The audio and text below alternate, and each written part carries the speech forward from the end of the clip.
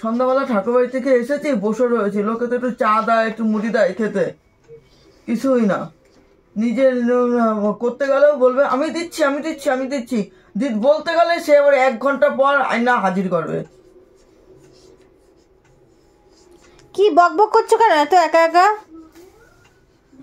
হ্যাঁ বললাম একটু ঠাকুরবাড়ি থেকে এসেছি, লোকে তো একটু চা দেয় বা 2টা মুড়ি দেয় খেতে, তাই আমি যদি আনতে যাই তখন বল না না তোমার যেতে হবে না, রান্নাঘরে যা, রান্নাঘরে তোমার ঢুকতে হবে না, আমি করে দিচ্ছি আমি করে দিচ্ছি।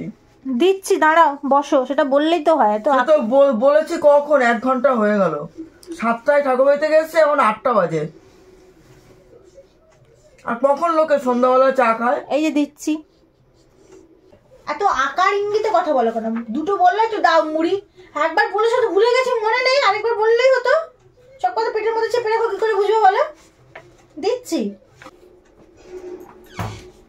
এনাও মুড়ি এনেছি তোমার জন্য, ধরো খাও। মুড়ি?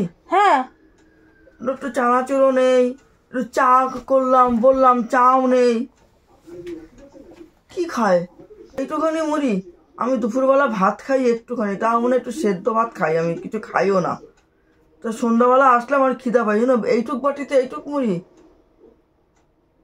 কেন মুড়ি নেই কোটোতে? আর এইটুক মুড়ি দেওয়াচ্ছিলি,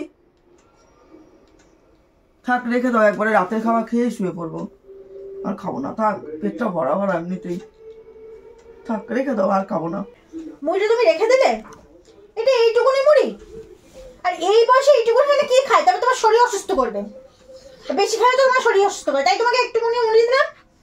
এই বয়সে একটু একটু খায়, তুমি যদি একটু একটু খাও তাহলে কি করে হয় বলো? খালি ছেলে পয়সা ধ্বংস করে, যা দিয়েছি ওর থেকে তাই খাওয়া, খেতে হলে খাবে, না খেলে না খাবে, এমনি শুয়ে পড়বা। ওর ছেলের কাছে আবার লাগিও না সবকিছু, তোমাদের লাগানো স্বভাব। তুমি দিদি ভাইকে একটু মনে দিয়েছো, আমাদের তো বাটি ভর্তি করে দাও।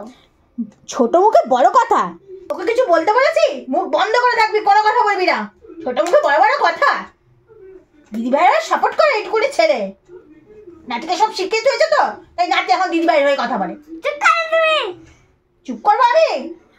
তুমি দিদি ভাইকে খাওয়ার কথা দিচ্ছ, আমি এই ঘটনাটা দেখে রাখলাম। আমরা দুজনে বড় হলে তোমাকেও এইভাবে খাবার দিয়ে খোটা দেবো।